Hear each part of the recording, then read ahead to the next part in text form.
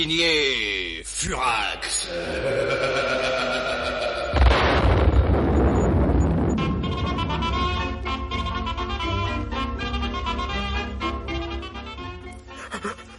Le gruyère qui tue. 14e épisode. Ce monsieur Black va mourir de jeunesse. Oh, mais c'est atroce! Vous vous rendez compte de ce que vous avez fait, mademoiselle Fiotte? Mais c'était pour le rendre inoffensif, patron! Pauvre idiote!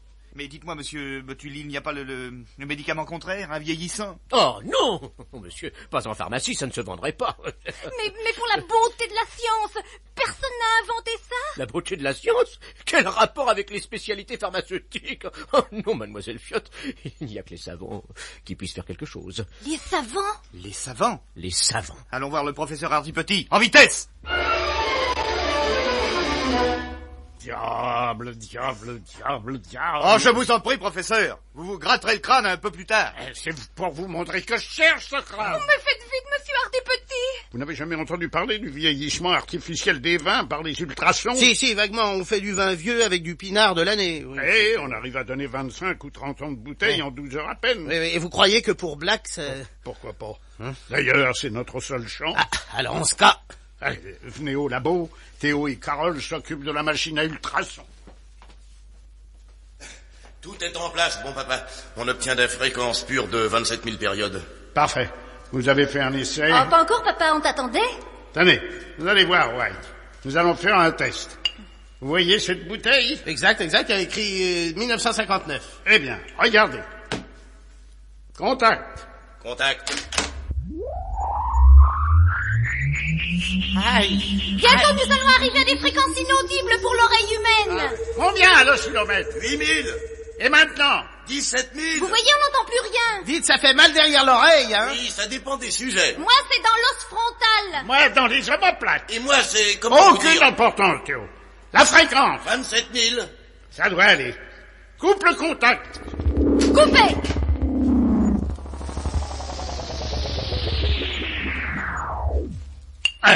Voyons voir la bouteille.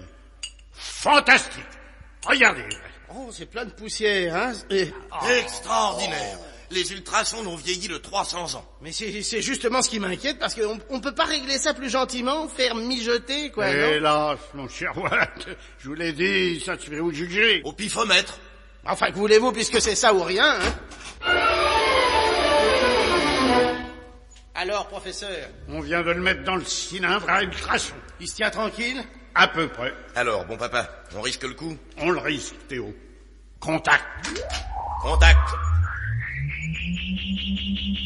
10 000, 12 000, 23 000, 27 000. Ça doit aller comme ça. Coupez. Coupé.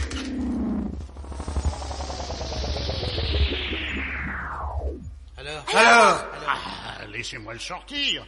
Aide-moi, Théo. Voilà. Doucement. Black! Monsieur Black.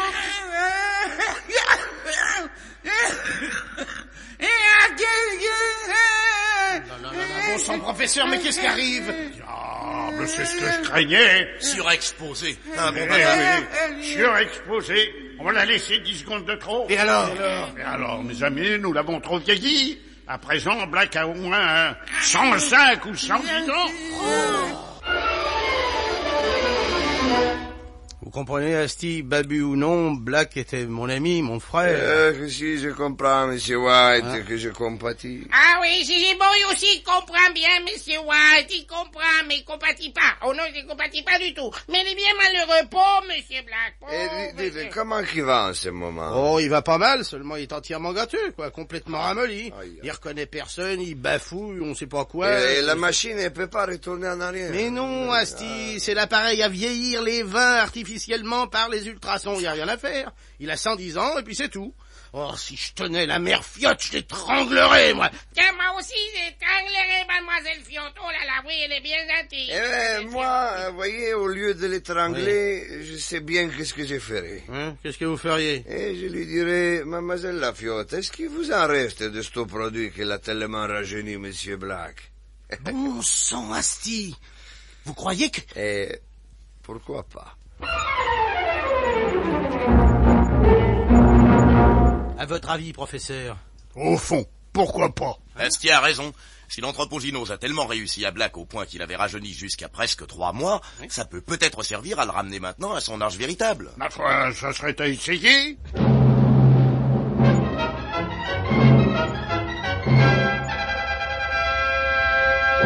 On en met combien, bon papa? Tout le flacon. Et après? Après, White, on attend.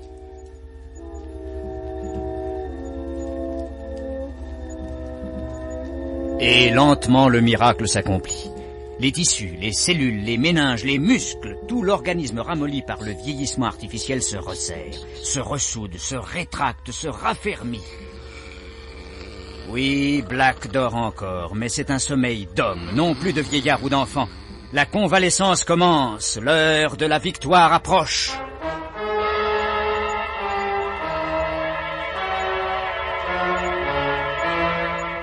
La victoire approche, oui, da, mais pour qui? Car sur les bords du lac Emancipato, à Chichifredji, une autre convalescence risque de tout remettre en question. Non, vraiment, monsieur Von Peremersch? Oui, hein, Fabius, je suis guéri une fois. Ah, je sens ça dans ma tête, ça est fini, les oreillons. Il faudrait peut-être mieux attendre l'avis du médecin, Léopold. Bon, alors faites-le venir, comtesse Randibesco. C'est que il ne peut pas se déranger, il a les oreillons. Bon, alors je vais aller une fois le voir. Ah non, restez couché. Ah, je ne sais plus rester couché, c'était. Il faut que je bouge, il faut que j'agisse. On a une fois perdu beaucoup trop de temps. Mais nous agirons dès que vous serez définitivement sur pied. Ah, ça, hein, sur pied, je serai dans quelques jours. Il faut une fois fixer le jour. Quel jour? Le jour J, Fabius. Le jour d'Expra. Le jour où tous les exprès qui attendent envahiront la Terre. Il faut décider maintenant. Nous sommes le combien? Le 28 mai, monsieur Léopold. 28 mai. Alors, Comtesse Randibesco, écoutez-moi bien une fois, allez. Je vous écoute. Et écrivez. J'écris. Le jour J est fixé au 15 juin à 0 heure. 15 juin? Mais alors, c'est pour bientôt.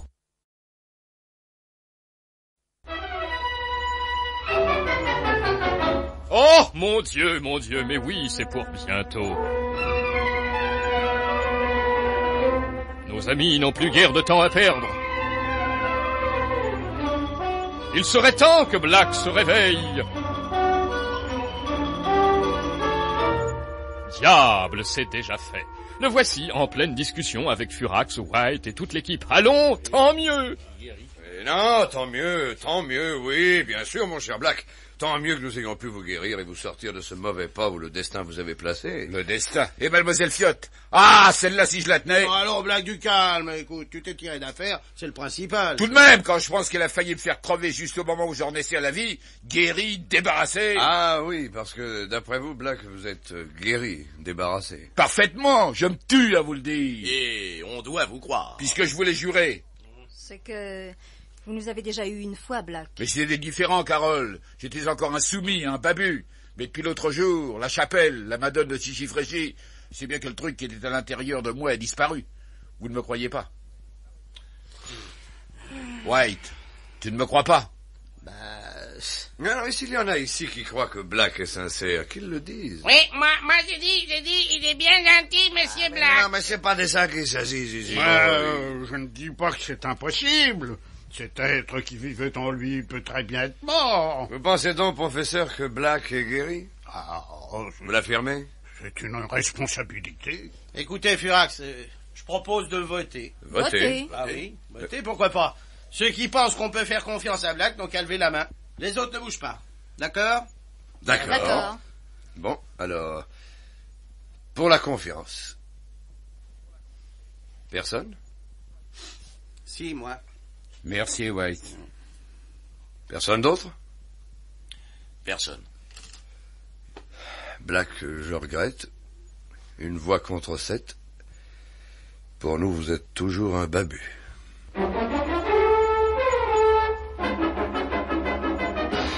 On le croit toujours, soumis, voilà tout, c'est exact.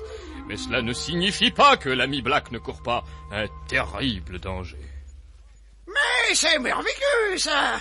Black est à l'Institut d'électronique! Comment l'avez-vous appris, frère Babu Clecbeuf? Le concierge de l'Institut, un nommé Casse-Bonbon, aime beaucoup les biscuits. Avec 3 gaufrettes, je l'ai fait parler. Mais comment expliquez-vous la présence de ce Black parmi ses anciens amis? Ils le tiennent prisonnier, sûrement. Mais s'il arrive à leur échapper, frère Maclouf, ce sera terrible. Croyez-vous? Bien sûr. Il retournera auprès de Van Peremersch et lui racontera ce que nous avons fait. Ce que vous avez fait, frère Clermuf. Ce n'est pas moi qui ai essayé de doubler nos alliés l'exbreux, ni de les retirer dans les pieds. Chez mon fils, vous étiez là, Maclouf. Je vous mettrai dans le bain jusqu'aux sourcils. Par le goût de gousse, vous êtes un monstre. Et vous, une lavette. Que comptez-vous faire? Nous n'allons quand même pas rentrer à l'Institut d'électronique pour poignarder ce Black, non? Non, bien sûr. Mais regardez ceci, frère Maclouf.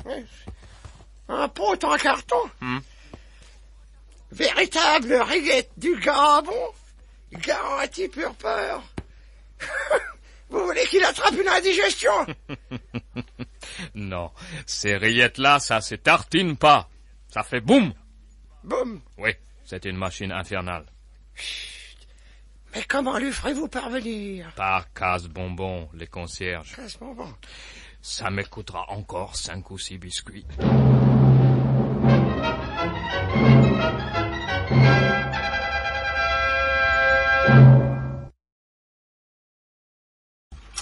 Qu'est-ce que c'est, casse-bonbon? Monsieur Black, c'est un de ces messieurs? Oui, c'est moi. On vient d'apporter un paquet pour vous. Des rillettes.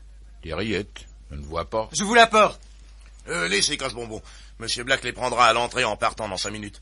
Car Monsieur Black a précisément 5 minutes pour partir. Ah bon, parce que... Oui, Black. 5 minutes. Parfait. Alors, adieu.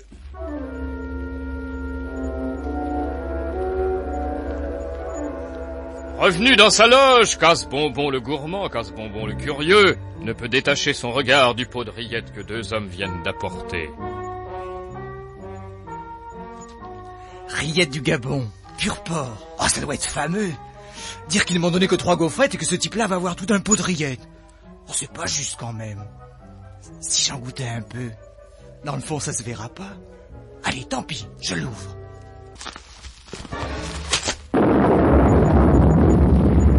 Bon sang, vous avez entendu? Qu'est-ce qui se passe? Mais d'où ça vient? On dirait que ça vient de... Mais oui, papa, regarde! Ça vient de chez le concierge. Allons voir, allons voir.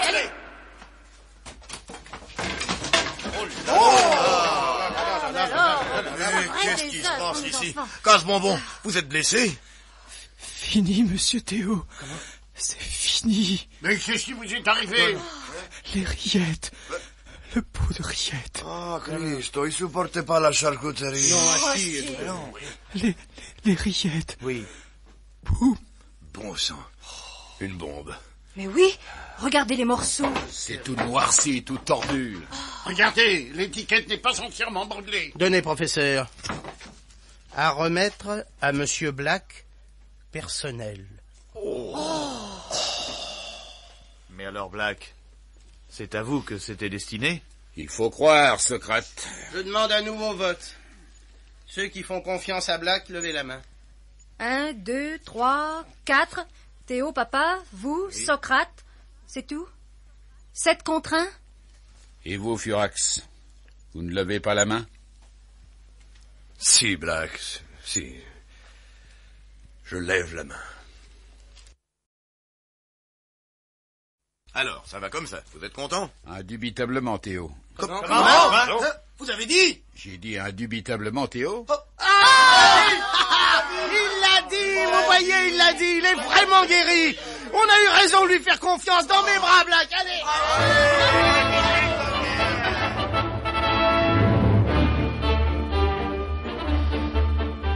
Et chers amis, en tant que doyen de cette équipe, je lève mon verre à notre ami retrouvé, Black, ainsi qu'à cette bombe providentielle qui a, si j'ose employer cette formule hardie, fait éclater la vérité. La professeur, la bombe, il l'a fait éclater. Et une pensée en passant à la mémoire de feu notre concierge, le regretté Casse-bonbon, victime à la fois de sa curiosité, de sa gourmandise et de sa vénalité. Ah oui, il est mort. Ah, c'est bien fait. Pauvre type, quand je pense qu'il a reçu la bombe à ma place... Mais dites-moi, Black, puisque vous dites que Van Peremersch et les autres ne se doutent pas que vous n'êtes plus des leurs, pourquoi cet attentat? Mon cher Socrate, ce cadeau me venait de notre ami Claquemuf. Claquemuf? Bien sûr. Claquemuf a essayé de trahir ses alliés, l'exbrr. C'est pour ça qu'il avait enlevé le président Clodomir. Ah oui, parce qu'il espérait lui faire dire comment il s'était débarrassé d'Exbros sur Astérix. Exactement. Comme je l'ai démasqué, Claquemuf a eu peur que je n'avertisse Vampire Emerge de sa duplicité et il a essayé de me supprimer. Mais alors, si je comprends bien, Black, les autres vous croient toujours soumis? Bien sûr. Et en ce cas, il faut profiter de cette situation. Retourner auprès de Léopold? Bien sûr, il est toujours souffrant. Je l'espère. J'avais fait attraper les oreillons pour l'immobiliser un bout de temps, mais ça doit tirer à sa fin. Parfait. Il faut donc que vous l'avertissiez que les babus cherchent à le trahir. Ça mettra la pagaille dans leur rang et ça gagnera peut-être du temps. Oui. Je le souhaite, parce que Vampire Emerge a toujours dit que dès qu'il serait sur pied, ce serait le jour G. Le jour G. Le jour G. La grande attaque d'Exbrr contre la Terre. Mon cher Black, il est donc indispensable que vous partiez le plus tôt possible pour Chichi-Frégie. Absolument d'accord, Furax. Mais avant, j'ai une politesse à faire. Vous permettez? Oui. Allô? Les télégrammes téléphonés? Alors, adressé à Monsieur Claquemuf, M-U-F, Villa Trombone, à Bougival.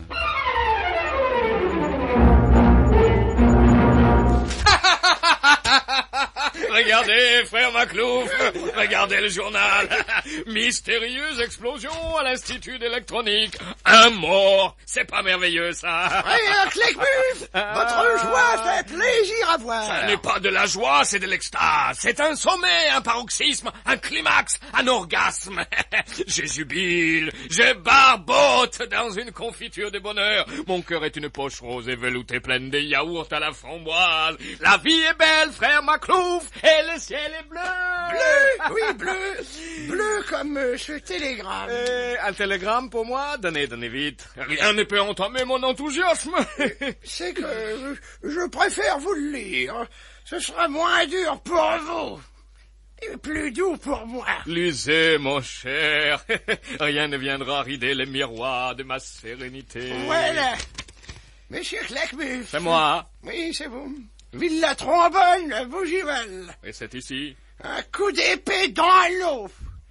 Une explosion dans le vide. Merci pour les rillettes, mais je ne prends rien entre leurs pas. Votre pur porc manque de peau. Sans rancune, signé Black. Signé Black? Signé Black? Signé Black? Vous ne dites rien, frère Babu Claquemuf. Signé Black. Signé Black. Signé Black, oui.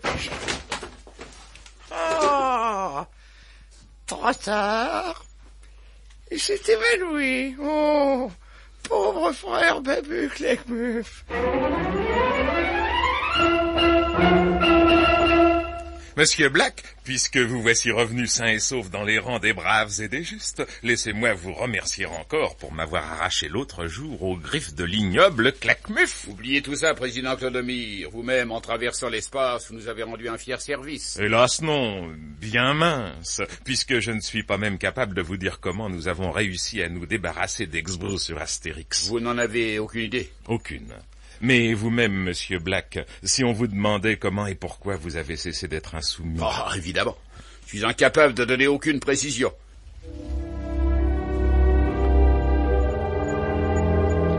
Et tandis que Black reprend gaiement la lutte, le grand gosse, un autre découragé pleure tristement dans le corsage de sa mère, c'est Claquemuf, dont le désespoir a de bien affreuses causes.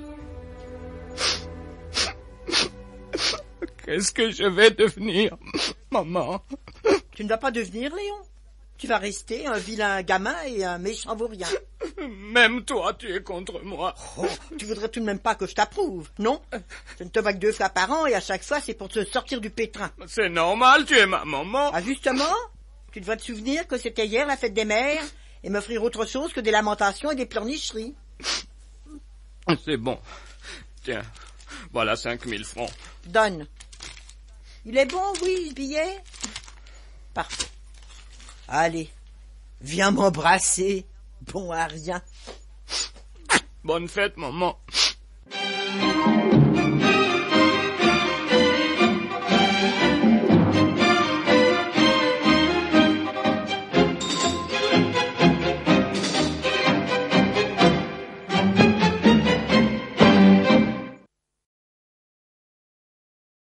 Pendant ce temps, à l'Institut d'électronique... Oh, permettez, Furax. Silence, Théo, c'est l'échec complet côté savant. Oh, on vous amène un homme, Black, qui a été insoumis, et puis qui s'est trouvé soudain libre, délivré, et vous n'êtes pas fichu d'en trouver la raison. Mais mettez-moi ça en équation, et je vous la résous. Malheureusement, ce ne sont pas des équations, c'est la vie, et bientôt la mort. Le seul rapport qui existe entre la libération de la planète Astérix et la délivrance de Monsieur Black, c'est que toutes deux sont placées dans un cadre métaphysique, religieux, mystique. Moi, dans la chapelle de Chichifrégie, en Italie... Et nous, au lendemain des cérémonies de la grande excuse. Et voilà, c'est tout ce que vous savez répéter, et ça piétine, et ça n'avance pas, et pendant ce temps-là, Van Père émerge guéri, reprend des forces pour le jour G. J'en suis navré. Oh, vous pouvez, Claude Amir.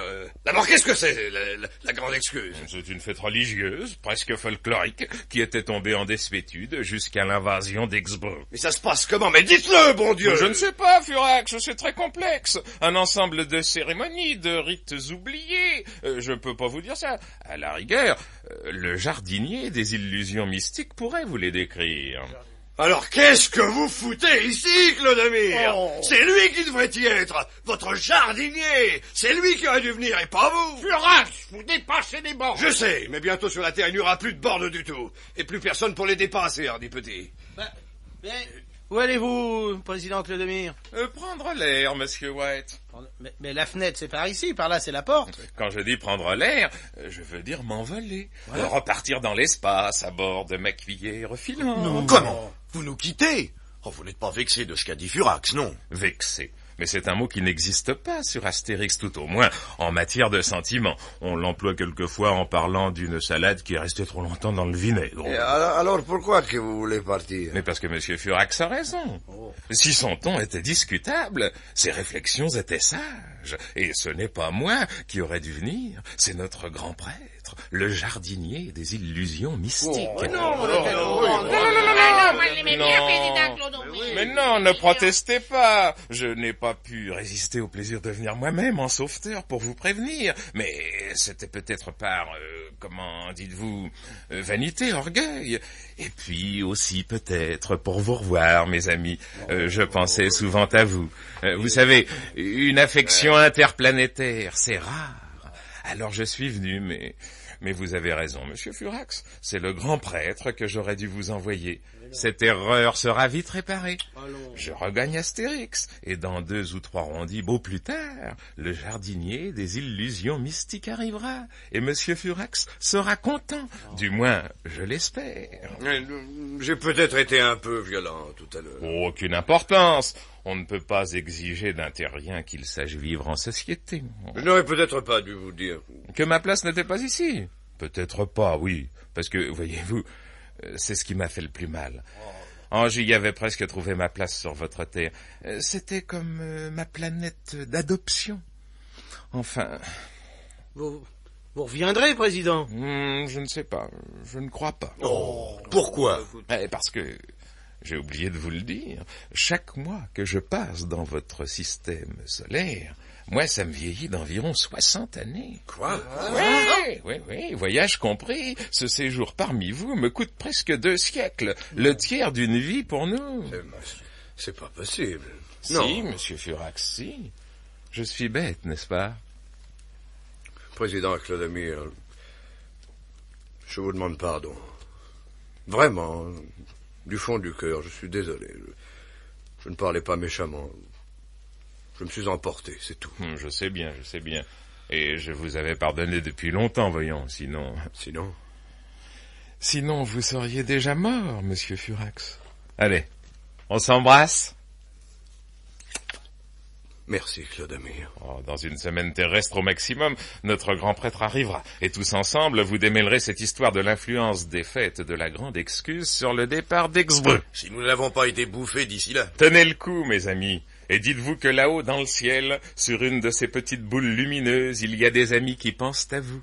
Adieu tous. Adieu. Non, mais non, pas d'effusion. Faites comme si j'étais déjà dans ma cuillère filante, à des dizaines de milliers de kilomètres.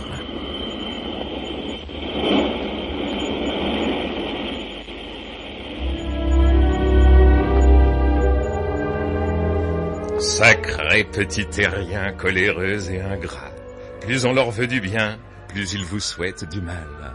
Vous mériteriez que l'ex-bru vous dévore et vous anéantisse. Seulement voilà, on n'a pas le cœur de laisser faire ça, parce qu'on vous aime. Et vous le savez bien, petit salaud.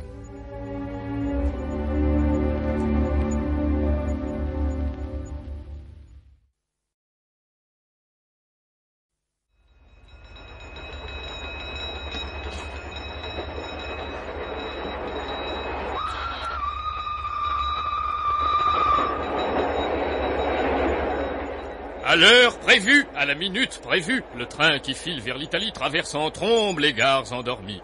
Les signaux fonctionnent, les aiguillages se mettent en place, l'horaire est respecté, tout tourne rond. La vie se déroule au rythme quotidien dans un monde où rien ne semble pouvoir changer. Et pourtant, tout peut changer. Oui, tout peut changer bientôt sur notre planète. Si l'invasion que préparent les mystérieux ennemis venus de l'espace réussit, et elle réussira peut-être si un homme n'accomplit pas sa mission, et cet homme se trouve précisément dans le rapide qui file vers l'Italie. Cet homme, c'est Black. Les yeux fermés dans son compartiment, il ne dort pas. Il se remémore les paroles que lui a dites Furax. Black, mon vieux, c'est notre dernière chance. Vous voici miraculeusement guéri, mais nos ennemis vous croient encore soumis. Il faut en profiter. Il faut retourner là-bas, à Chichifrégie, auprès de Van Peremerge, et tâcher de gagner du temps, de retarder l'exécution de leur projet. Vous avez un argument de premier ordre. Les babus, ceux qui ne sont pas soumis, ont essayé de le doubler. Ils se méfient d'Exbreux. Claquemuf a tenté d'agir derrière leur dos. Il faut exploiter ça à fond, Black, mon vieux. Diviser pour régner, c'est notre seule chance. Tenez, voilà un wagon-lit pour l'Italie et 75 francs pour acheter des bonbons. Bon voyage, Black. Bon voyage, Black.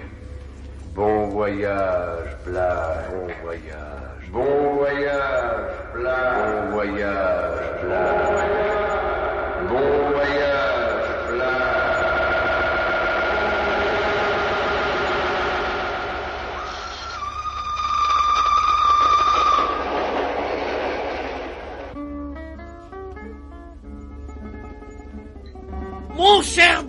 Mon cher Black, ça a une joie pour moi de vous revoir, c'est Et pour moi un plaisir, mon cher Van Peremerge. D'autant plus grand que je vous retrouve en bonne santé. Ah, ça on peut dire qu'il nous a donné des inquiétudes. N'est-ce pas, Fabius? Ah, ça oui, madame la comtesse. 12 fractures, une bronchopneumonie, 3 rhumes, 2 entérites galopantes, 7 urticaires et les oreillons. Ça, il a été gâté, le patron. Et vous, hein, Black, votre voyage? Oh, moi, vous savez, c'était surtout pour éviter la contagion. Vous avez été aux Folies Bergères?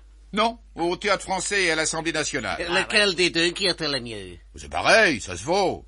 Ils sont payés pour réciter ce qu'on leur apprend et ils ne peuvent pas donner leur avis sur la pièce qu'ils jouent. Ah, moi j'aime mieux les Folies Bergères. Oh, il y a des gonzesses un peu là. Sergent Fabius! Vous ne me demandez pas si j'ai vu Claquemuf, mon cher Léopold. Ah oui, hein, tiens, ça est vrai. Est-ce qu'il travaille? Il ne travaille pas, il joue. Il joue? Oui, un drôle de jeu même. Expliquez-vous, Black. J'ai la conviction que lui et les babus ne respectent pas l'alliance qu'ils ont conclue. Quoi? Qu'est-ce que ça est que vous insinuez? Vous êtes sûr? Certain, Van Peremerge. Le frère Maclouf, un babu influent au Grand Conseil, est venu le voir à Paris. J'ai causé avec eux et j'ai bien senti qu'ils commençaient à craindre les conséquences de l'accord qu'ils ont pris avec vous. Les babus? Ils oseraient une fois faire une chose pareille? Mais ils sont fous dans leur tête, hein? Ils auraient le culot de se trahisser contre l'ex-brun. Oh, remarquez, je me trompe peut-être. Ah non, Saïtu, vous ne vous trompez pas, Black. J'ai confiance en vous. Vous êtes insoumis. Vous avez un ex-breu à l'intérieur de vous. Et les ex-breux ont une intuition terrible. Et quelle importance, monsieur Léopold, si les babus trahissent leur alliance? Ça est terrible, hein, comtesse Randibesco. Le jour J est fixé au 17 juin. Ce jour-là, tous les gruyères que nous avons stockés sera mis en circulation. Les ex-breux envahiront peu à peu tous les humains. Si les babus ne nous aident pas, la diffusion sera impossible, ça a été. Remarquez, moi, je vous préviens par honnêteté. Vous avez bien fait, Black. Si j'avais su vous fâcher, j'aurais attendu. Mais pas du tout. J'ai trop attendu déjà, hein. Fabius. Oui. Il me faut convoquer tout de suite le grand babu, où est-il? À Tanger, actuellement. Mais dites-moi, monsieur Léopold, vous ne craignez pas que Maurice la grand-mère ne soutienne ses babus contre nous? Vous oubliez que ça est insoumis, comtesse. J'ai pensé à tout. Et avant de conclure l'alliance avec lui, je lui ai fait bouffer le gruyère. Hein? Eh bien, la confiance règne. Ça est ça, une alliance, ma chère amie. Quand on veut presser quelqu'un sur son cœur, il vaut mieux d'abord le mettre dans sa poche. Je télégraphie à Tanger, monsieur Van Peremerge. Dites au grand babu qu'il vienne immédiatement que j'ai des ordres à lui donner. Oh, ça ne vous paraît pas un peu cavalier? Bon, alors dites-lui que je l'invite à une conférence.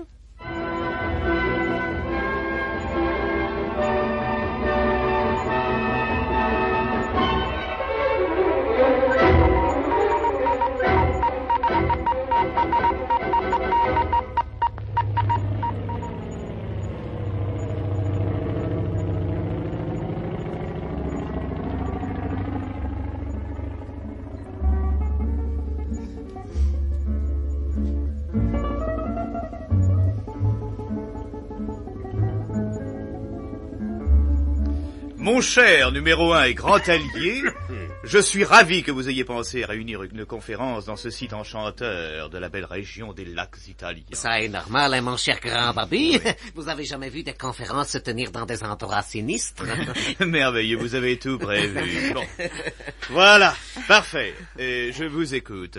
Ça n'est pas moi que vous allez écouter, c'est mais un homme qui a beaucoup à raconter. Un homme? Mais qui diantre? Fabius! Oui. Faites entrer.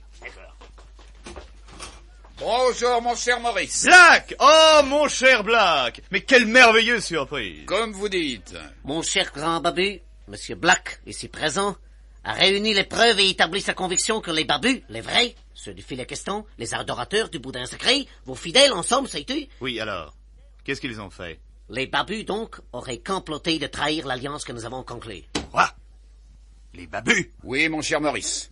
Claquemuf et le frère Babu, Maclouf notamment, ont pris ombrage de la puissance de leurs alliés l'Exbro, et ils ont tenté de nous doubler. Mon devoir était de prévenir Van Peremersch. Vous vous rendez bien compte, Maurice, que si vous ne reprenez pas vos troupes en main, le jour G doit être remis à plus tard. J'espère bien. Vous dites, Black? Ah, rien. Alors, Maurice, qu'est-ce que vous avez une fois à répondre à ça? Mon cher Léopold, l'accusation est grave. Vous savez que je suis le grand Babu. Oui. Mais je suis un soumis, alors c'est... Black, êtes-vous sûr de ce que vous avancez? Certain, Maurice. Claquemuf et Maclouf auraient comploté contre nous. Puisque je vous le dis. Leur but serait donc de rompre l'alliance avec l'Exbro. Indubitablement.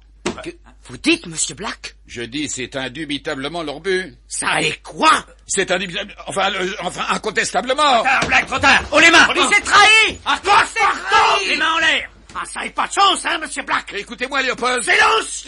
Je lui tire une balle dans la tête, Monsieur Van Peremersch. Ah non, hein, surtout pas, Fabius. Mais pourquoi pas il s'est trahi? Il nous a trahis. Il n'est plus un soumis. Supprimez-le. Surtout pas, je vous dis. Je veux une fois savoir justement pourquoi il n'est plus un soumis. Ça est grave, sais-tu?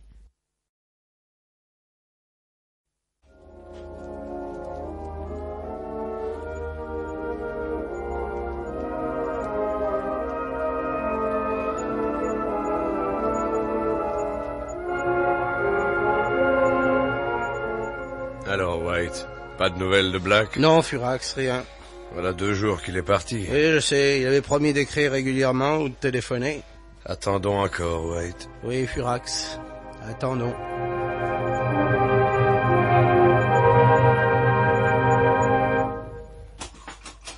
Qui va là? Laissez-moi tranquille. Monsieur Black, c'est moi, Comtesse Rondibesco. Qu'est-ce que vous me voulez? Allez-vous-en. J'ai rien à dire, je ne sais rien. Même à moi, Black. La comtesse Rondibesco est une soumise. Qu'elle aille se faire... Black! Pour vous, je ne suis pas que la comtesse Rondibesco. Je suis quand même encore un peu Malvina, non? Vous? Allons, Black. Ce que vous ne pouvez pas dire à la complice de Van Peremersch, vous pouvez peut-être le murmurer à la compagne de Furax. À celle qu'il aime encore. Furax? Vous l'aimez encore? Mais bien sûr, voyons. Est-ce qu'on peut oublier entièrement un homme pareil? Non, bien sûr. C'est pour ça qu'il y a toujours dans mon cœur un petit coin secret qui lutte pour que je redevienne un jour celle que j'étais avant. Malvina. C'est pour ça que je viens vous demander de m'aider, Black. Il n'y a que vous qui puissiez faire quelque chose pour moi. Mais comment? En me disant comment vous avez fait pour redevenir vous-même. Oh, je vous en supplie. J'ai tant souffert, je souffre tant. Dites-le moi. Pour Furax, Black. Faites-le pour lui, pour qu'il retrouve celle qu'il aime. Eh bien, à vrai dire, je ne sais pas exactement. Comment vous expliquer? La première fois que je me suis senti délivré, c'était... C'était? Là-haut, dans la chapelle de la Madone de Chichifrégie. J'étais seul, il faisait calme et frais, et j'ai réalisé que j'étais redevenu moi-même. Et d'après vous, ce serait la chapelle L'ambiance, la madone? Je ne sais pas, je suppose. C'est tout ce que je voulais savoir. Parfait. Fabius! Dites à Monsieur Léopold que ça y est. Quoi? Il faut que je voie tout de suite. D'accord. Vous n'allez pas, Malvina, c'est pas vrai, vous n'allez pas. Je vais me gêner, mon gros loup. C'est pas possible, alors tout ça c'était... De la frime. Oui, mon gros mignon. C'est pas... Si, figure-toi. Un soumis est toujours un soumis. Nous avions besoin de savoir pourquoi toi tu nous échappais. À présent, on le sait. Malvina. Appelez-moi comtesse Rondibesco, monsieur Black. Et soyez moins naïf la prochaine fois. Saleté! Ordure! Soulagez-vous, mon cher. Ordure! Il vaut mieux mourir le cœur purgé. Pourriture, saleté, saleté, pourriture, saleté, saleté, pourriture, pourriture, saleté, pourriture!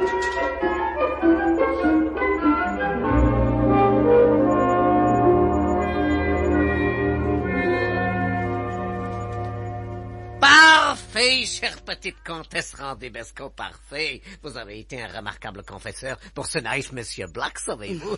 Vous êtes trop gentil, monsieur Léopold. En tout cas, mon cher Van Peremersch, en tant que grand babu, me voici rassuré, vous aussi, j'espère. Oui, hein, mon cher Maurice, cette histoire de Claquemif, Maclouf et autres babus conspirant contre l'ex-bain, c'était une fable inventée par ce Black. Oui, en tout cas, maintenant que nous savons que c'est dans la chapelle qu'il a été délivré, il faut prendre des mesures, non? Bien sûr, il faut, Godfardom. Maurice, je compte sur vous, hein. Il faut envoyer une circulaire une fois à tous vos babus, ceux qui sont soumis, pour les mettre en garde. Hein. Ce sera fait. Vous aussi, Fabius. Oui. Une circulaire à tous les soumis. Interdiction d'entrée, ne fût-ce qu'un instant, dans les lieux saints de toute la religion et dans tous les endroits réservés au culte. Entendu, monsieur Léopold. Et remercions Dieu d'avoir permis que Black se trahisse, hein. Sinon, ça a été grave pour nous. Très grave, ça a été.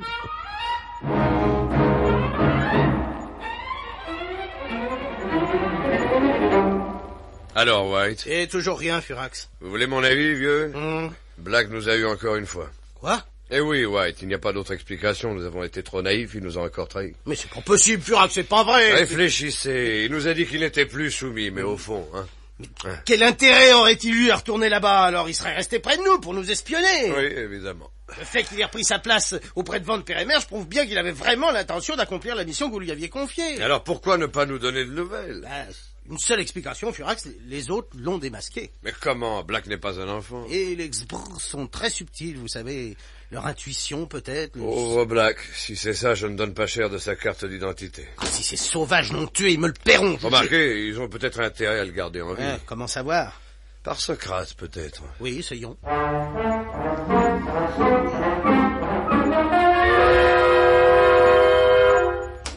Bon, alors voilà, mes enfants, d'après des recoupements officieux et les fiches de la police italienne des hôtels, Black a été porté rentrant à l'Albergo Vivace de Chichi Frégi. Ah bon? Et il n'a pas été porté sortant. Ah non, il n'est pas sorti de sa chambre depuis 4 jours. Oui, c'est bien ce qu'on pensait. Oui. Mais alors dites, Socrate, qu'est-ce qu'on peut faire? Rien, White.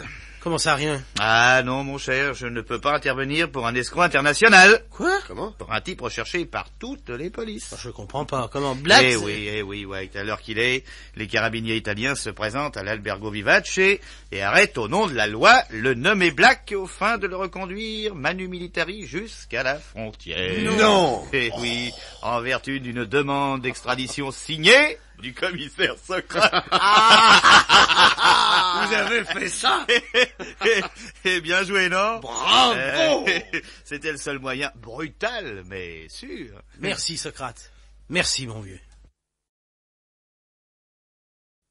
Assez! Y a pas de discussion! D'abord, on discute pas avec la police. Et les carabiniers en Italie, c'est la police. Vous n'avez pas le droit d'arrêter ce monsieur, sais-tu bien, il est français. Ah, laissez faire, voyons, monsieur Léopold, les carabiniers, c'est la police. Mais, ce monsieur Black est mon ami. Oui, c'est peut-être votre ami, mais on l'embarque. Nous, on a reçu l'ordre d'appréhender le signor Black dans la chambre 17 à l'Albergo Vivace. On exécute. Ils exécutent ces braves gens. Que voulez-vous, mon cher Van Peremersch? Enfin, vous êtes sûr que c'est bien lui? Oh là là, certain, on a le signalement de l'Interpol. Ah, c'est bien moi, comtesse. Navré de vous fausser compagnie. Saligo. Mais de quoi est-il accusé? Il n'est pas accusé qu'une fois, le bougre. C'est un spécialiste du vol à la citrouille. Le vol à la citrouille? Oui, sur les marchés, il coupe les sacs à main et il les cache dans une citrouille creusée à cet effet. Eh oui, voilà mon triste gagne-pain, messieurs. C'est justice que l'on m'arrête. Mais enfin, il n'y a rien à faire pour le garder. Non, rien à faire. Rien à faire, hélas, Léopold. Il faut renoncer à moi. Oui, on le retrouvera, monsieur Van Peremersch, ne craignez rien. Ça m'étonnerait. Moi aussi. Et Étant donné l'insistance de la police française pour qu'on l'extrade au plus vite, ils vont sûrement le garder à l'ombre pendant longtemps. Ah, parce que c'est la police française. Oui, madame. La DDT.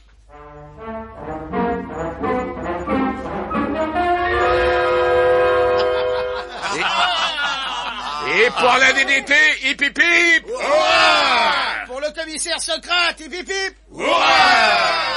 M'avait sauvé la vie, Socrate. C'est mon métier, Black. Tu sais, mon vieux, j'ai jamais douté de toi, moi. Hein. Moi non plus, vieux Wade. Eh bien, moi si, mon vieux, je l'avoue. Il y avait de quoi, Furax, disons-le bien. 4 jours sans nouvelles, il croyait encore à une trahison. Oh, quand même, pas toutes les semaines. Christ, monsieur Black, ça me fait quelque chose de vous revoir. Vous avez pas changé. Ah si, monsieur Black, il a quelque chose de changé. C'est son pantalon. Pourquoi l'autre fois, il avait un pantalon avec des carreaux, et là, le pantalon avec des vis. Basta, j'ai dit, il a pas changé moralement. Moi, non, peut-être pas. Mais il y a quelqu'un que j'ai vu là-bas. Quelqu'un qui ça? Ah, c'est affreux, mes enfants. Qui ça, Black? Ah, mon pauvre Furax. Malvina? Oui, Malvina. Qui n'est plus que l'affreuse comtesse Rondibesco, soumise jusqu'à la moelle, rongée jusqu'au cœur par ce Xbrr qui la dévore. Elle vous a pas un peu aidé, Black? Un instant, je l'ai cru. Mais c'était pour me faire parler et me trahir après. Horrible. Oui, horrible.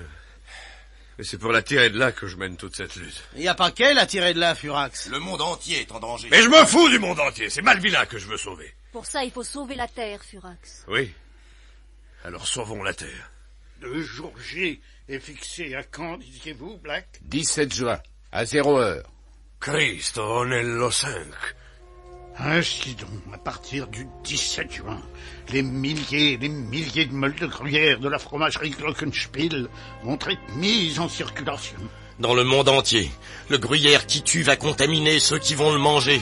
Et en quelques mois, les Xbrr auront pris leur place dans des millions de corps humains. Les soumis seront partout. Obéissons à ceux qui les commandent. Ce sera la ruine, le suicide, la catastrophe, la guerre totale. Et les Xbrr, sur leur chemin jonché de planètes mortes, laisseront dans l'espace un cadavre de plus. Une petite boule de cendre qu'on appelait la Terre. Et qui continuera de tournoyer, déserte, dérisoire, comme une crotte de bique séchée dans le grand courant d'air qui vient de l'infini.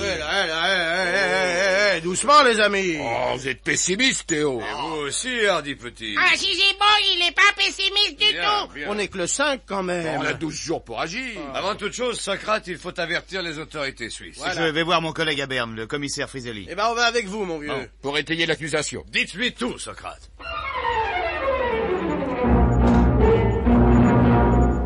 Voilà, mon cher Friseli, je vous ai tout dit. J'ai bien tout compris, mon cher collègue, et pourtant vous avez parlé bien vite. Alors, commissaire, par où commencez-vous? L'arrestation de Glockenspiel. La fermeture de son usine. L'occupation des caves. Et là, doucement. Pour l'instant, je ne puis faire qu'une chose, et encore, ce n'est pas très légal, mais c'est bien pour vous, mon cher Socrate. Qu'est-ce que vous pouvez faire, Friseli? Convoquer monsieur Glockenspiel et l'entendre. J'ai bien entendu ce que ces messieurs Black et White ont dit sur mon compte, monsieur le commissaire. Ils n'ont pas parlé trop vite, monsieur Glockenspiel. J'ai retenu le principal. Alors, vous avouez? C'est-à-dire, je reconnais. Tout ce qu'ils ont dit est exact. Et après? Comment ça, et après? Je comprends ce que veut dire monsieur Glockenspiel. On l'accuse d'héberger dans ses meules de gruyère des êtres venus d'une planète étrangère, d'accord. Et après? La Suisse est un pays de tourisme. Tous les étrangers y sont les bienvenus. Mais quand même! Et s'ils désirent habiter dans un de nos merveilleux fromages, au lieu de loger dans un de nos merveilleux hôtels, nous n'y voyons pas d'inconvénient. Mais enfin, commissaire Friseli, on vous dit qu'il projette d'envahir le monde. Et après, monsieur, nous avons l'habitude. Tous les gens qui ont projeté de dominer le monde ont habité en Suisse un jour ou l'autre. Il s'en passe des choses ici, vous savez. Il y en a des fromages. Si on devait y mettre le nez, nous n'aurions plus rien pour respirer l'air de nos merveilleuses montagnes. Vous plaisantez, monsieur Friseli? Oh, nous ne sommes pas en France, monsieur Socrate. C'est insensé! C'est incroyable! Quant à vous, messieurs, si monsieur Glockenspiel consent à ne pas porter plainte... Porter plainte? Si, pour diffamation préjudiciable au renom du fromage helvétique demi-fermenté à pâte molle. Eh ben... S'il accepte d'oublier, je vous laisserai repartir pour la France sans délai. Ah, bravo! En vous infligeant toutefois une interdiction de séjour symbolique de 48 heures. Parfait! C'est trop bon! Friseli, c'est grave ce que vous avez fait. Les Exbreux envahiront votre pays le premier. Je l'espère bien, mon cher ami, je l'espère bien. Nous leur vendrons des montres en or. Le jour G approche, le jour d'Exbreux, le jour du Gruyère. Nous sommes le 6, plus que 11 jours, pensez-y. Je sais ça, comtesse Randibesco, je sais ça. Mais ça quoi qui m'inquiète, ça est ce Black, ce maudit Black. Mais n'y pensez plus, monsieur Léopold. Mais je ne sais pas l'oublier, hein. Ni oublier qu'il était insoumis et qu'il n'est plus. Qu'il avait un Exbreux dans lui et qu'il n'a plus. Qu'il avait mangé le Gruyère et qu'aujourd'hui, c'est comme s'il n'avait pas mangé. C'est une exception, voilà tout. Et il ne sait même pas comment il a été délivré. Oui, hein, mais s'il trouve, alors tous les Exbreux seront exterminés. Ça ne peut pas arriver. Ça est arrivé, comtesse. Sur la planète Astérix, l'invasion Exbreux a été écrasée. On n'a jamais su dire comment. Mais comment voulez-vous que ça se reproduise? La victoire est à nous, monsieur Van Peremersch, comme un beau fruit tiède et sanguin, prêt à se détacher de la branche. La victoire dont j'ai tellement soif et que ma bouche appelle, et que mon cœur et mon corps appellent. La victoire commence dans 11 jours, monsieur Léopold. Oui, hein, dans 11 jours, s'il n'arrive rien.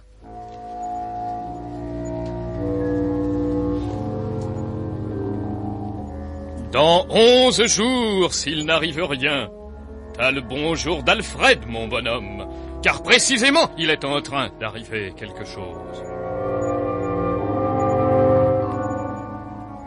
Quelque chose qui vient du fond de l'espace, un engin long et brillant dont la vitesse décroît peu à peu à mesure qu'il approche de la Terre. Le président Clodomir a tenu parole. C'est la cuillère filante projetée par Jerry Bighouse et conduisant sur Terre le grand prêtre d'Astérix, le jardinier des illusions mystiques. Quelque part dans le ciel de Sologne, profitant des lueurs du couchant, l'astronef descend calmement. Freiné par la contre-pesanteur, il a choisi son point d'atterrissage dans une vaste région déserte. Cristo, ça m'impressionne de penser qu'on va voir le grand prêtre de notre planète. Mes amis, voici celui que vous êtes venus chercher. Sa toute-puissance, Racine de Seth, jardinier des illusions mystiques de la planète Astérix.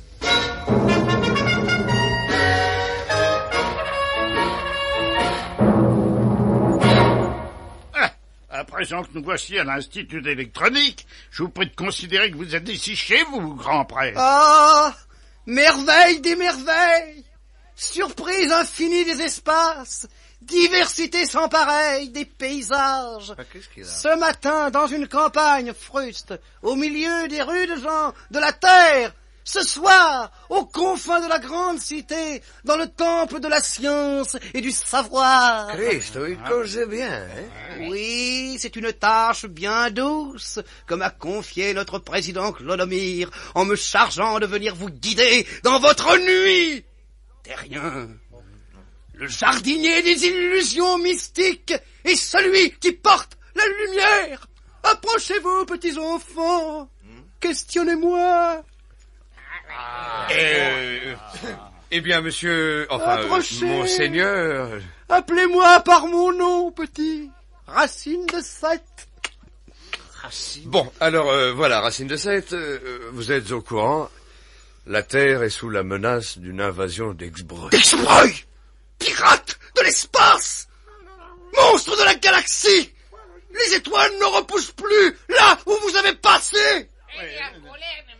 Le président Clodomir nous a raconté qu'Astérix avait subi aussi cette invasion. Mais que l'Exbreux avait disparu sans qu'on sache pourquoi. Sans qu'on sache pourquoi? Il a dit sans qu'on sache pourquoi.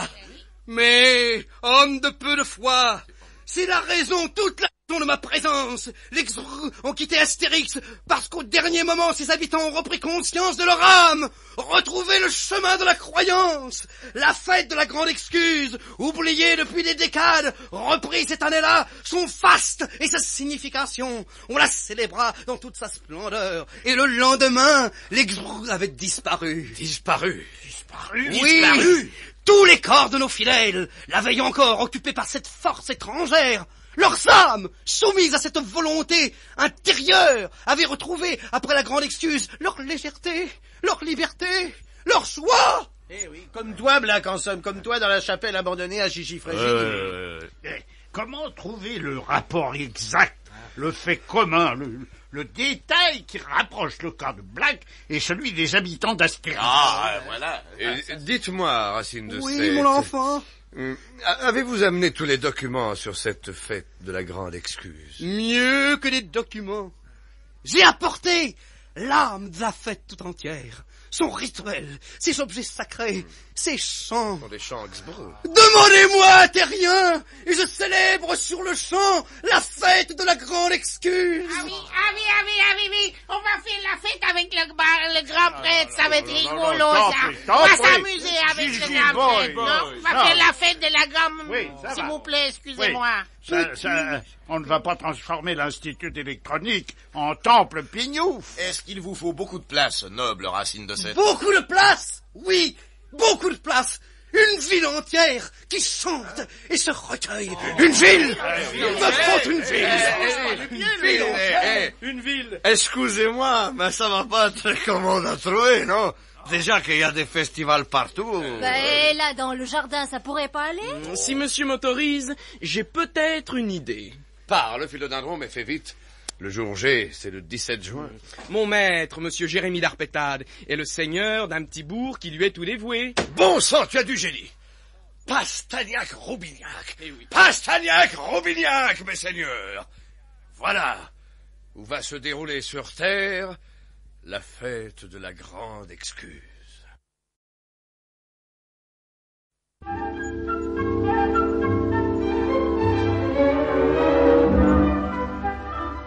Pastagnac-Roubignac d'Ordogne, le 10 juin, au château des Limaces. Mon cher Jérémie d'Arpétade, on ne fait jamais appel en vain à votre amitié. Et votre hospitalité proverbiale est décidément sans limite. Mon bon Furax, vous oubliez qu'entre nous, c'est à la vie, à la mort. D'accord, Jérémie, mais de là à donner l'hospitalité à 11 personnes. Oh, le château des Limaces est une vaste demeure. Il y aura de la place pour tout le monde. Voulez-vous que je les fasse entrer? Nous les logerons une fois pour toutes et ensuite, je vous expliquerai ce que j'attends de vous. Mon cher, vos amis sont ici chez eux. Entrez tous. Vous êtes les bienvenus chez le vidame Jérémie d'Arpétade. Bonjour. Là, tu reconnais Jérémie. Oh, Philodendron, mon brave serviteur, te voilà donc de retour. Au service de monsieur le vidame, monsieur le vidame. Alors, à tout seigneur, tout honneur, conduisez d'abord son émergence Racine de Sète, le grand prêtre de la planète Astérix. Je suis le jardinier des illusions mystiques et je bénis le toit sous lequel m'est offert le repos. Oh, Bigre, c'est bien la première fois que je loge un habitant d'une autre planète. Les papiers sont en règle, oui. Ne craignez rien, Jérémie. Bon, eh bien, en ce cas, on va lui donner la chambre libertine. Monsieur le vidame n'a pas peur que, pour un grand prêtre... Je n'ai jamais peur, Philodendron. En ce cas, par ici, votre émergence. Je baise la main de qui me donne asile. C'est ça, tout à l'heure. Et ensuite, le professeur Hardy Petit. Oh, ce cher professeur. Content de me retrouver ici, mon bon ami.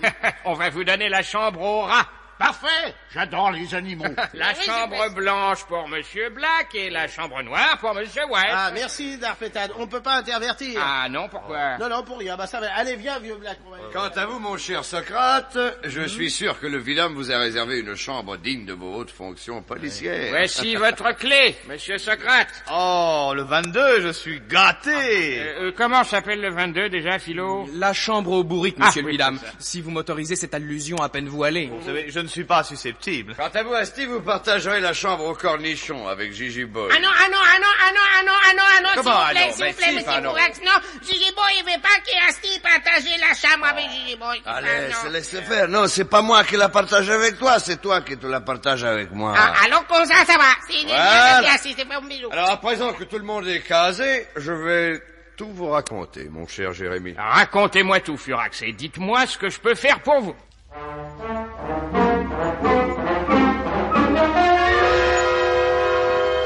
Voilà, Jérémie, vous savez tout. Mais dites-moi, c'est effrayant. Si je comprends bien, c'est notre dernière chance de sauver le monde. Exactement. L'invasion d'Exbro doit se déclencher le 17. Dans une semaine exactement. Il faut trouver l'antidote avant. Et, à votre avis, c'est en reconstituant cette fête de la grande excuse? Qui sait? La planète Astérix a été sauvée de cette façon. Vous avez raison. Alors, dites-moi de quoi vous avez besoin exactement. Eh bien, avant tout, le grand prêtre veut un local, quelque chose de vaste, pouvant servir de temple.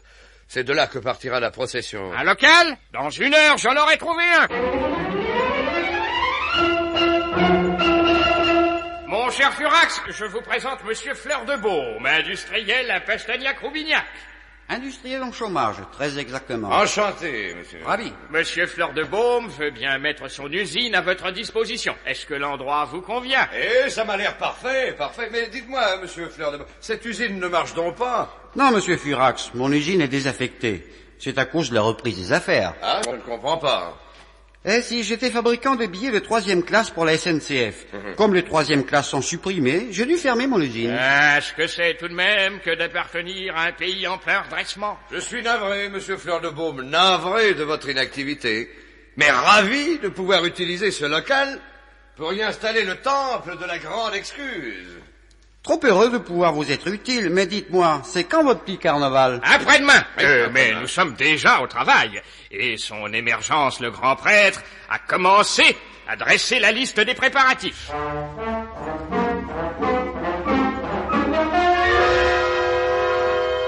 Monsieur Astis-Poumande, vous m'avez bien compris? Si, votre émergence.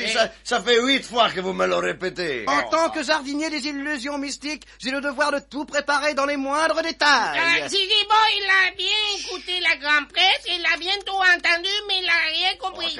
Zizibo, il va se vexer. Résumons, mes enfants, résumons le déroulement de nos cérémonies. Résumons. Jeûne complet de tous les fidèles à partir de demain soir. Christ, je me sens déjà les dents pointues. On va pas manger? Non, on va pas manger. Dès le matin, prières rythmiques et scandées. Le texte polycopié sera remis à tous les habitants. Oh là, ça va être rigolo, les prières. À 10h, séance de recueillement mystique et concentration spirituelle. À 11h, culture physique et nettoyage des oreilles. Alors, tu parles de la religion. Ça fait mal. À midi, cérémonie incantatoire avec combustion exorcisante de feuilles de tergonsbar. Qu'est-ce que c'est ça, la feuille de tergonsbar? Ne vous inquiétez pas, mes enfants, j'ai tout apporté avec moi de la planète Astérix. Ça fait pas, Zizibo, je l'ai vu, son tergonsbar. C'est tout facile. À 12h30, Persil. procession et défilé dans les rues principales de Pastagnac-Roubignac. À 13h, la pénitence des gifles. Quoi? La pénitence des gifles. Oui, c'est l'instant où tous les fidèles se giflent les uns les autres violemment, méchamment, dans le double propos de se délivrer de leurs mauvais instincts et de se punir mutuellement de leurs vilaines pensées. Ah, là, on va bien rigoler, on va se donner des gifles. Zizibo, il va gifler le grand prêtre. Allez, on commence maintenant, Non, alors, il n'a pas le sens de l'humour du tout. À 14h, pardon général des offenses, collecte au profit du grand prêtre et tombola organisée par les enfants des écoles. Et après, dites, on va manger, non? Mais oui, on va manger, triste brebis matérialiste. On va manger, mais manger le plat rituel, composé selon une recette immuable, perpétuée sur Astérix depuis des centaines et des centaines de rondibes. Qu'est-ce que c'est le plat rituel, monsieur la grande prêtre, s'il vous plaît? La ragougnasse. La ragougnasse? Oui, la ragougnasse.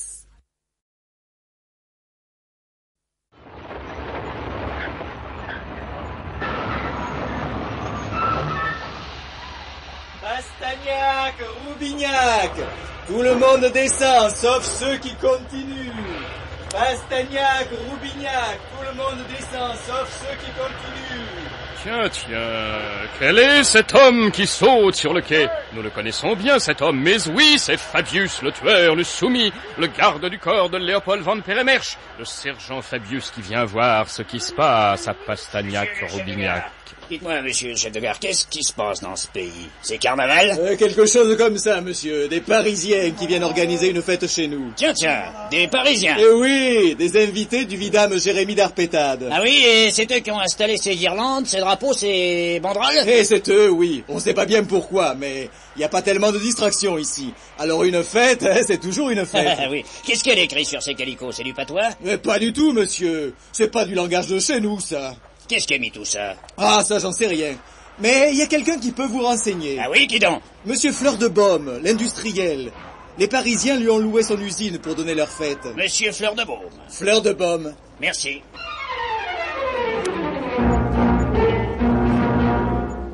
En effet, monsieur, ces personnes ont loué mon usine. C'est pour faire un temple à ce qu'ils m'ont dit. Un temple?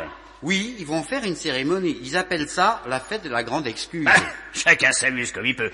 À part ça, monsieur Fleur de Baume, ils n'ont rien de suspect? Rien, ce sont des très braves gens. Tenez, voilà leur grand prêtre. Un peu foufou, mais charmant. Que vois-je? Que ne vois-je pas? Un oisif? Deux oisifs? Deux qui ne font rien au lieu de préparer la grande cérémonie? Monsieur est un voyageur de passage. Qu'il reste demain, qu'il assiste à la fête. Tenez, noble étranger, voici le texte polycopié des cantiques. Je le paye 100 francs. Merci. Adieu. Adieu. Apprenez tout ça par cœur. Que ce soit su pour ce soir. Mais qu'est-ce que c'est que ça, monsieur Fleur de Baume? Je ne sais pas, tout le pays est en train d'apprendre ça depuis hier. Taraplan, fistou, mistou, pistou, plan? Bizarre, non? Oui, bizarre, bien sûr, mais pas tant que le grand prêtre lui-même. Vous n'avez rien remarqué, monsieur Fabius? Non? Quoi donc? Il a 3 yeux. 3 yeux? Oui, 2 devant et 1 derrière la tête. Tiens. Où puis-je donner un coup de fil, monsieur Fleur de Baume?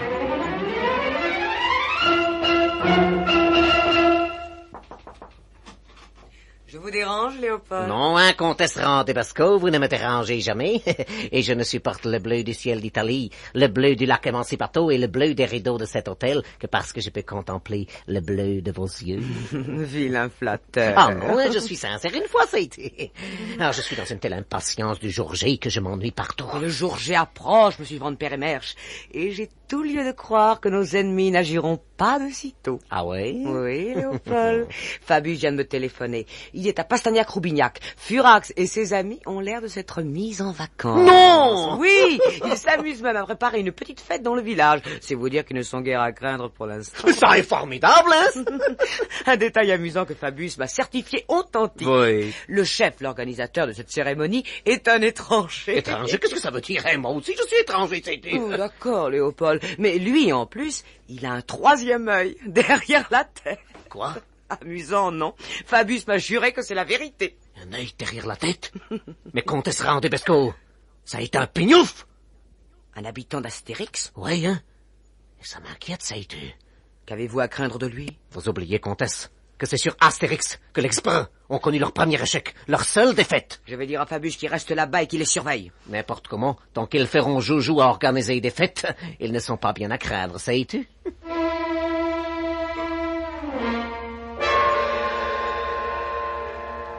Erreur, monsieur Van Peremerche. C'est précisément quand ils organisent cette fête qu'ils sont à craindre les matins. Peut-on se tromper aussi lourdement? Ah, elle est jolie, l'intuition si subtile d'Exbo. En attendant, l'irréparable se prépare, et le grand prêtre Racine de Sète règle tous les détails. Petit Zizi Boy, je vous vois faire le singe dans mon dos. J'ai un œil derrière la tête, ne l'oubliez pas, petit esprit du mal. Mais monsieur le grand prêtre, c'est pas moi, c'est Astifien qui m'a embêté. Alors, Christ, qu'est-ce que t'es menteur, ce Zizi Boy? Allons, assez, on perd du temps. Allons, le cantique. Le cantique, répétons en chœur. Et avec cœur. 1, 2. Taraplan, fistou, mistou, pistou, plan. Merdec. Taradec, ciné, bisou, basidec. Padabaraka, Bisbouzo, padabaraka, bisbouzo. Tchou! Pistili, maribi, fisti, tout glopi. Merde. Taradec, ciné, bisou, lazida. Padabaraka, Bisbouzo, padabaraka, bisbouzo. Flamanapouf. Flabeline. Taraplan, fistou, mistou, pistou, plan. Flac, lonzo. Parfait! Oh, merveilleux! Marvin, on se croirait revenu à la belle époque mystique de la planète Astérique. Cette fête de demain sera le plus beau jour de ma vie! Oui, moi, je me demande si nous ne faisons pas fausse route, White. Hein? Quel rapport entre ces simagrées et le départ d'Exbreux? Mettons toutes les chances de notre côté, Furax. Allons jusqu'au bout de la grande excuse, on verra bien. Mais j'en vois deux qui bavardent là-bas! Ah, ça y est. Monsieur Furax, oui. Un peu de silence et de recueillement, allons! Oh, excusez-moi, votre émergence. Allons, tout le monde a-t-il accompli sa tâche? Oui, Monsieur t'es au courant, les guirlandes sacrées, les banderoles rituelles. C'est fait, il y en a plein les rues. Monsieur Asti, les confettis bénis. Si, c'est fait, grand prêtre de la Racine. Même que pour que ça soit plus solide, je les ai fait faire en ciment, les confettis. Professeur Hardy Petit. Présent. Taraplan, fistou, mistou, plan. On vous demande pas votre cantique, bon papa. Le grand prêtre veut savoir si la tombola est organisée. Tout est prêt. Tous les billets porteront le même numéro, c'est plus sûr. Merveilleux, ce sera une réussite. Il ne manque plus qu'une chose très importante. Et c'est vous, Madame Carole Courant, qui en serez chargée. Quoi donc? La ragougnasse. La ragougnasse? La ragougnasse, rituel d'Astérix, qui se consomme le jour de la grande excuse. Christ, tout le monde va en manger de Tout le monde. Il n'y a pas de fête sans ragougnasse. Ça va être dégueulasse, non? Oui, dites donc, vous avez la recette? La voici. Pour 100 personnes, faites bouillir 50 litres d'eau minérale et 60 décimètres cubes de jus de pomme. Jetez-y dans le plus grand désordre les éléments suivants. 12 pintades, 60 alouettes, 82 pains de campagne, une pincée de sel, 23 kilos de poivre, 19 sucettes au caramel, une vache, 187 bougies coupées en rondelles et 2 litres de sure de bois. Faites bouillir 13 heures à feu vif et ajoutez avant de servir un demi-hectolitre de Nassemra. Du Nassemra. Qu'est-ce que c'est ça, le Nassemra? C'est un liant spécial qu'on utilise sur Astérix, la base de la ragougnasse, pour tout dire. C'est bien gentil tout ça, votre émergence, mais nous, sur la Terre, le Nassemrap, on connaît pas. Ne craignez rien, blonde enfant. Racine de 7 à penser à tout. J'ai apporté avec moi l'Astérix, une demi-tome de Nassemrap. Allons, au travail, Carole. Et bonne ragougnasse, mon petit. À suivre. C'était signé Furax, de Gruyère Glitu.